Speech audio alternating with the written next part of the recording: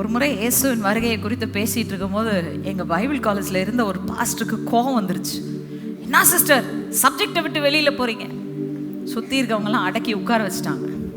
அப்புறம் நான் சொன்னேன், ஏன் பாஸ்டர், இது பைபிளில் இருந்தால் நான் பேசுகிறேன், சப்ஜெக்டை விட்டு வெளியில் இருந்தாலும் பைபிளில் இருந்தால் நான் பேசுகிறேன். உன்னை சுற்றி இருந்தவங்களாம் சொன்னாங்க, சிஸ்டர் நீங்கள் பாட்டு கண்டினியூ பண்ணுங்க சிஸ்டர், அவர் அப்படி தான் சத்தம் போடுவார்.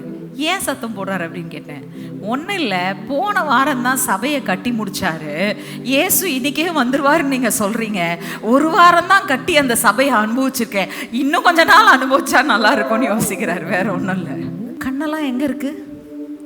இந்த சபையை விட்டுட்டு போனால் மகிமையான வாசஸ்தலம் அங்கே இருக்குங்க.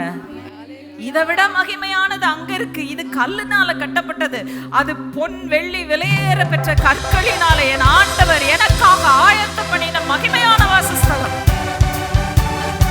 அல்லேலூயா.